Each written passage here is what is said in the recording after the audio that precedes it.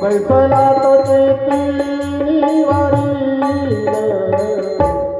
वाट पाहे भा भेटीची पाळू तातडी उतरीला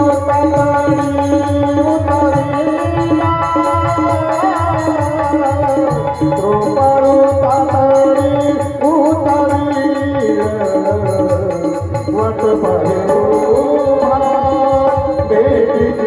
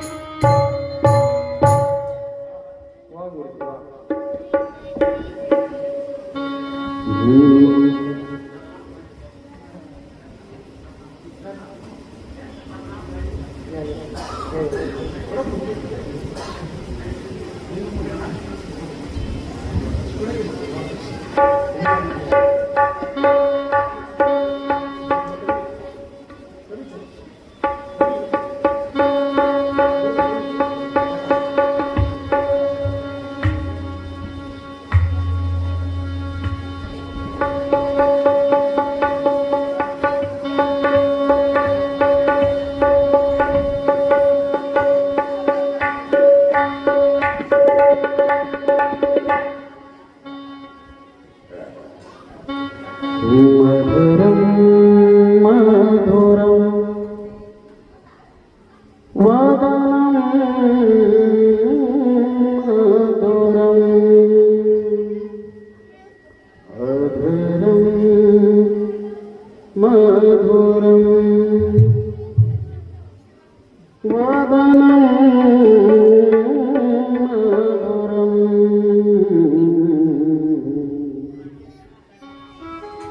नयनं मधुरं हसितं मधुरं हृदयं मधुरं गमनं मधुरं मधुराधिपते रतिरं मधुरं मधुराधिपते मधुराधिपते वरिदं मधुराधिपते वरिदं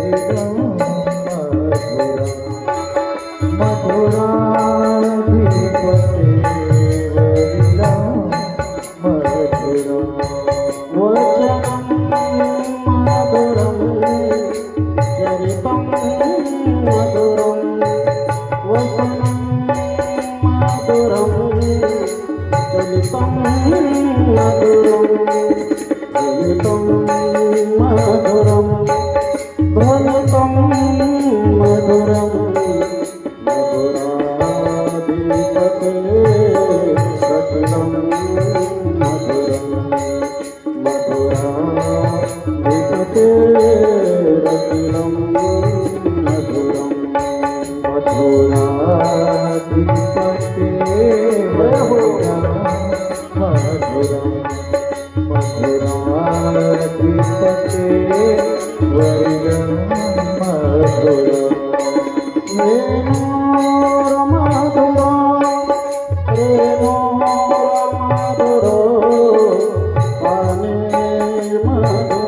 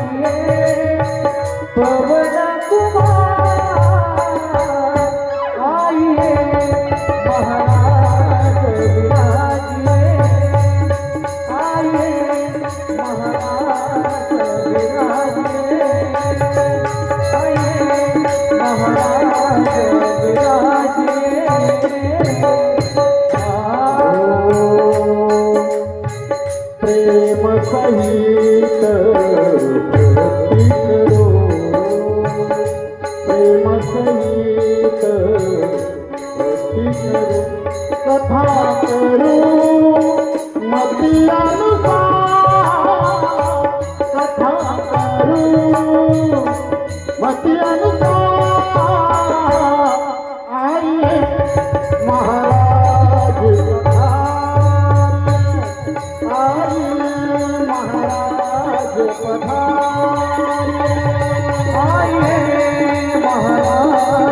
विराजे आइए महाराज विराजे गोपाल कृष्ण भगवान की श्रीमद् भागवत महापुराण की व्यासदेव भगवान की ओंकारनाथ भगवान की जय जय जय श्री राधे जय जय श्री राधे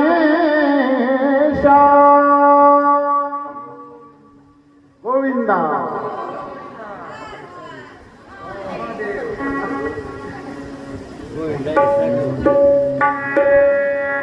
नमोस्तुते व्यास विशाल बुद्धे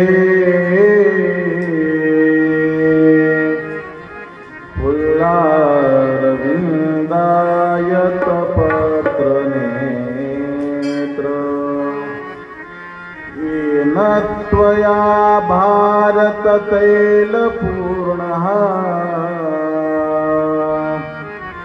प्रज्वालितो ज्ञानमय प्रदीप वसुदेवसुतं देवं कंसचाणूरमर्दनं देवकी परमानन्दं कृष्णं वन्दे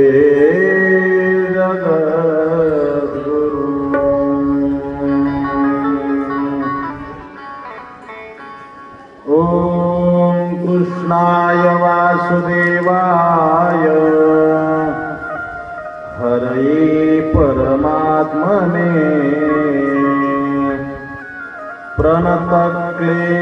प्रणतक्लेशनाशाय गोविन्दाय नमो नमः वन्दे नन्दव्रजश्रीनाथ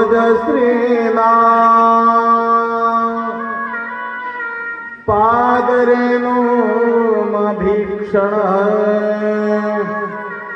तासां हरिकथार्पितं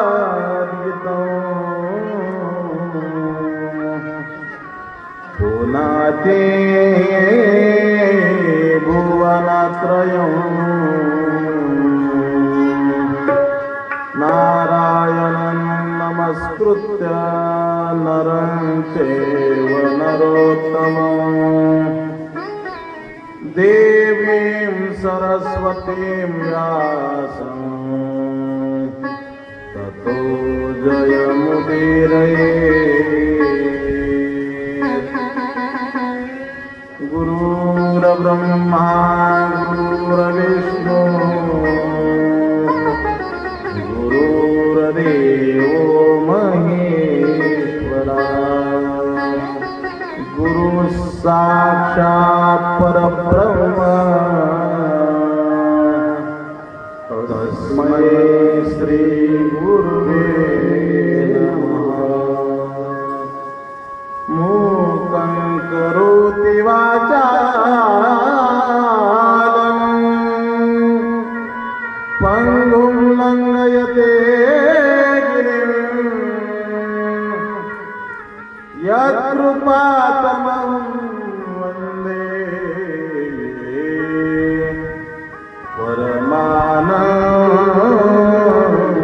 परमानन्दमाधवम् शान्ताकारं भुजगशयनं पद्मनाभं सुरेशं विश्वाधारं गगनसदृशं मेघवर्णं शुभांगं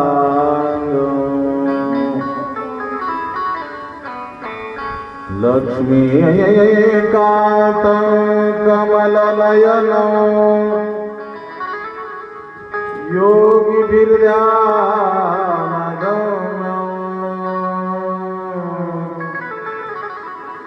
वन्दे विष्णु भवभयहरं सर्वलोकैकनाथं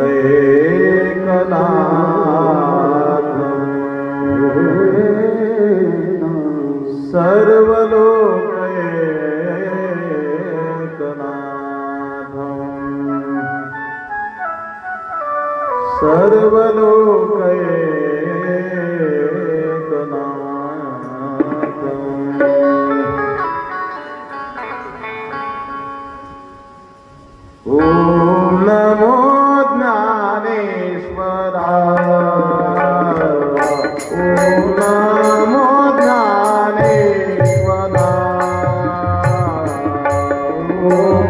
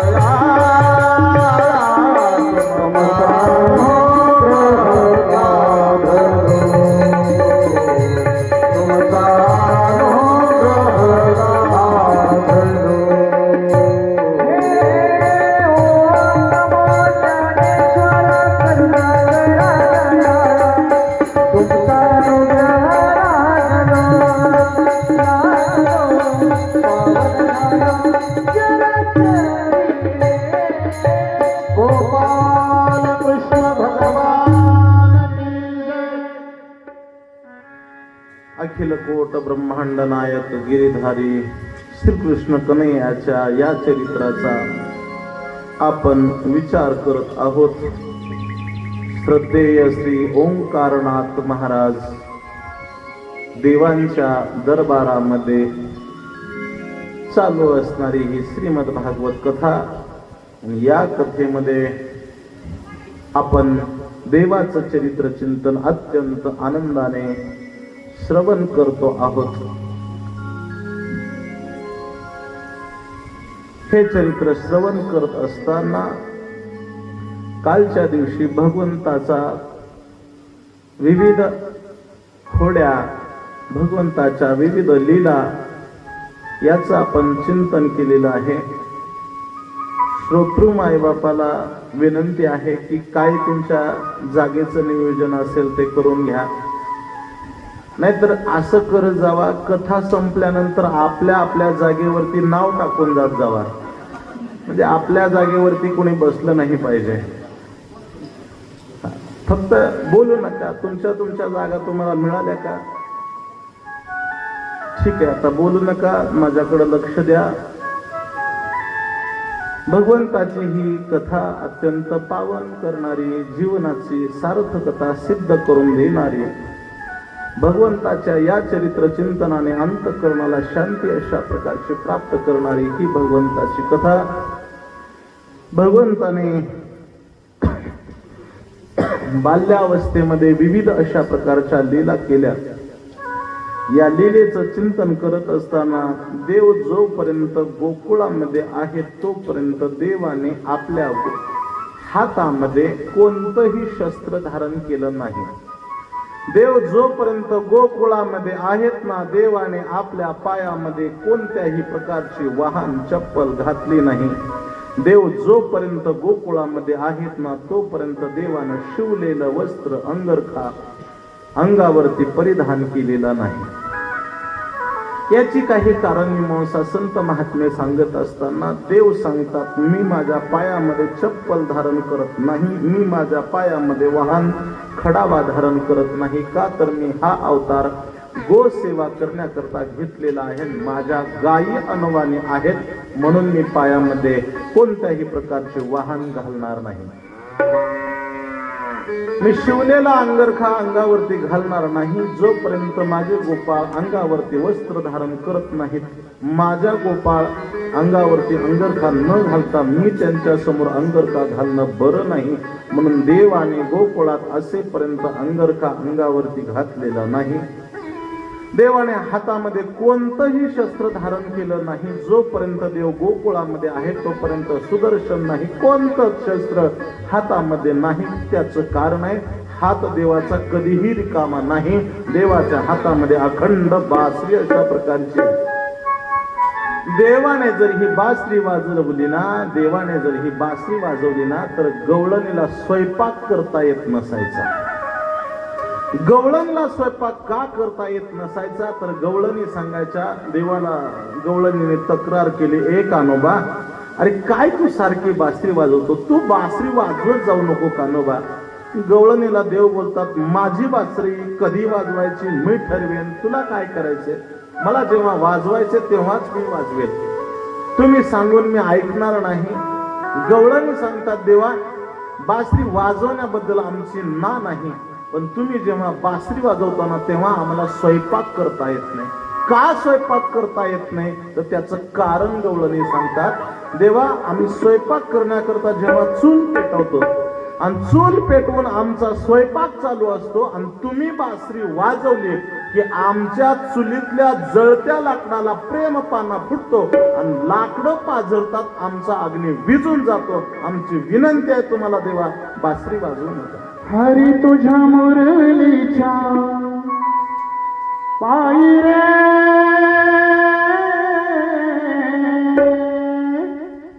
मन मोहिले, मन मोहिले, मन मोहिले, मन मोहिले. हरी तुझ्या मुरलीच्या पायी रे देवा तुझ्या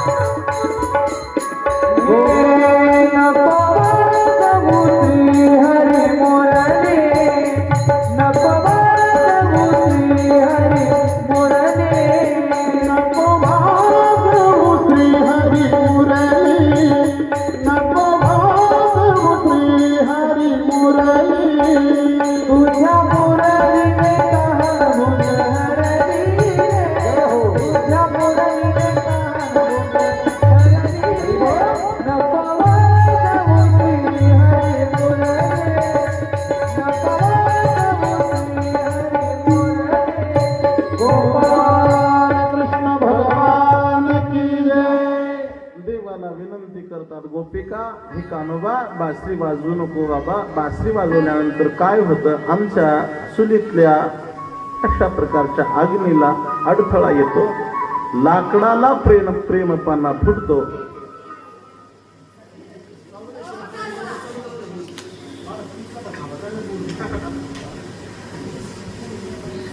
काय आहे, ज्ञानोबराय तुमचं वर्णन करत असताना ज्ञानोबराय सांगतात, प्रभू तुम्ही महेशाची मूर्ती. आम्ही कसं काय बोलावं, आमचे सद्गुरू जर तुम्हाला महेशाच्या भगवंताच्या मूर्ती म्हणत असेल, आम्ही काय म्हणून तुम्हाला बोलावं. माझ्यावरती कृपा करा, माझ्यावरती कृपा करा, थोडं माझं ऐका. कारण आपली कथेची कीर्तनाची पद्धत आहे, इथे एकाने बोलावं.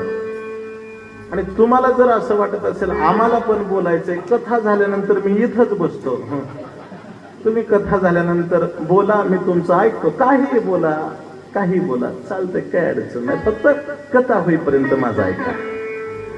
काही सांगत होतो आपण, गवळणी सांगतात, हे मुकुंदा, हे मुरारी, बासरी वाजवू नको बाबा. ते काय होतंय, तुमची बासरी एवढी गोड आहे, तुमची बासरी एवढी गोड आहे की त्या बासरीची धून आमच्या कानावर पडली ना, आम्हाला काही काम सुचत नाही, धंदा सुचत नाही, काही नाही. तुमची मुरली इतकी मनोहर आहे, इतकी मनोहर आहे. संत महात्मे सांगतात, मुरली मनोहर रे माधव माधव. देवा तुमची मुरली अत्यंत सुंदर आहे. मुरली तुम्ही इतकी गोड वाजवता, इतकी गोड वाजवता. आहारे सावळिया कैसी